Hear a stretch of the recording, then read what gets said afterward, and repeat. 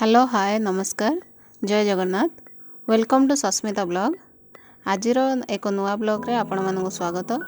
भावुचे आपण माने समस्त भलरे थिबे। मु आज आलू परोटा तैयारी करबा जाउछि।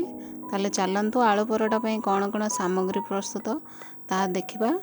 अल्प पियाज देखंतु एपटे 3टा आलू सिझे देथिली ताको चकटी देछि। एथरे अदा आउ कंचा लंका अल्प रसुण ताको आम ग्राइंडिंग करदवा। टिके जस्ट ग्राइंडिंग करवा ताको आम हेमदस्तार छेची भी पारिबा किंतु मु ग्राइंडिंग कर दउची। देखंतु एमिति रहिबा दरकार। एबे आम गैस रे कड़ाईटा बसेबा।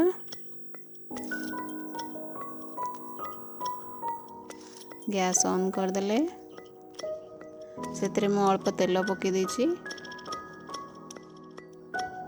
तेलटा गरम होबा पई छाड़ी देछि।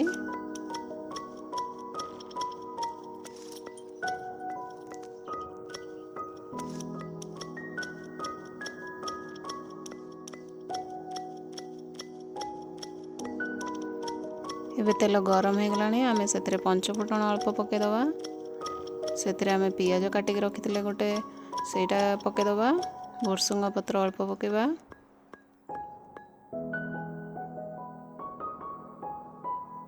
एबे आमे ताको फ्राए करबा।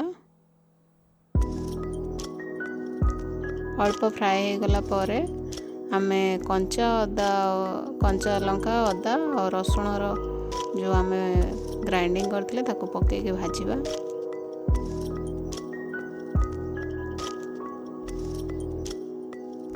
देखंतु फ्राए हो गलानी आमे जो आलू रखिथिले चकटी के ताको आलू को पकेबा। एबे सेतरे टिके हळदी पके दबा। हळदी न पकेले टिके स्वाद आसेनी सेति हळदी टिके पके दबा। तापरे आलू को आमे पके दबा। आलू रे ऑलरेडी मु लूण पके देछि जेति कि हमर टेस्ट अनुसार लूण। एबे आमे पके देकी फ्राए करबा आलू को।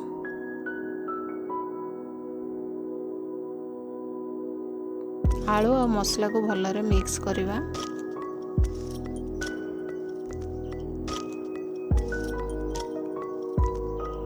देखो मसलाटा पूरा मिक्स हो गलानी आलू सहित।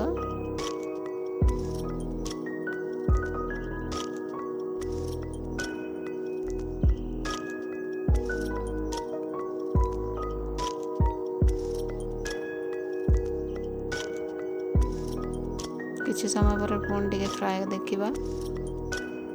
एबे हमर मसला प्रस्तुत हो जाइछि। एबे आमे रुटी पई परोटा पई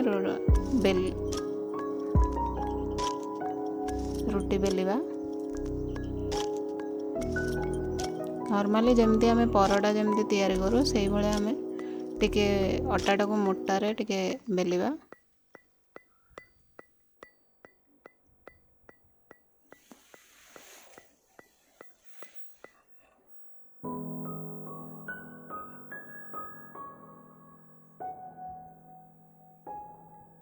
एबे सेतरे आलूर स्टफिंग टा देबा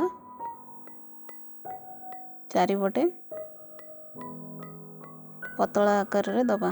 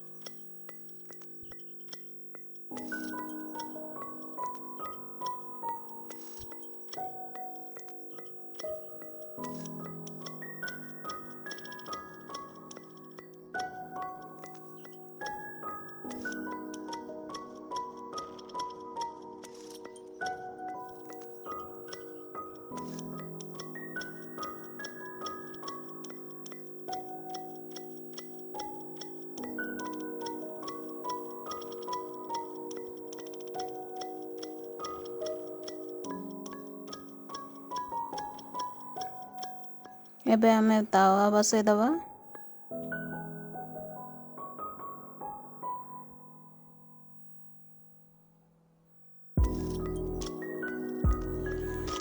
एबे आमे आलू पराठा को पक्के दवा सेतरे।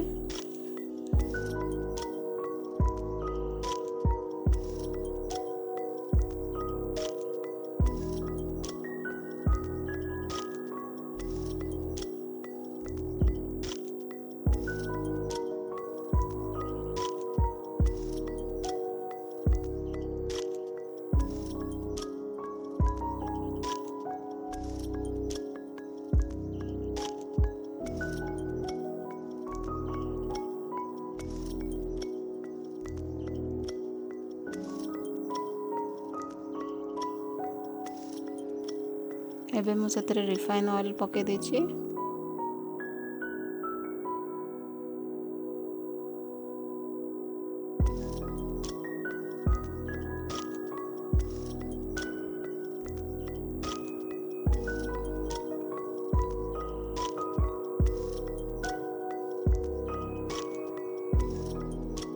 एबे आउ टिके ऑयल टिके पके दवा।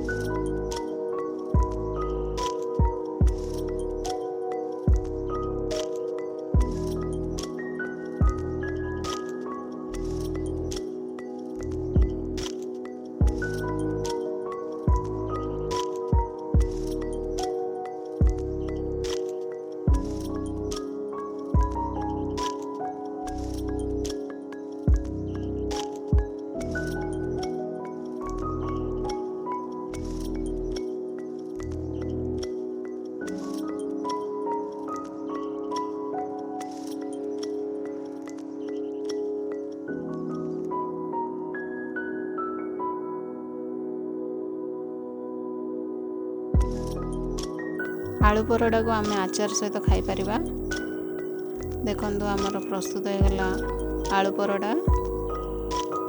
जदि वीडियोटी आपण मानकु भल लागि थाए ताले लाइक सब्सक्राइब और शेयर करंतु। धन्यवाद।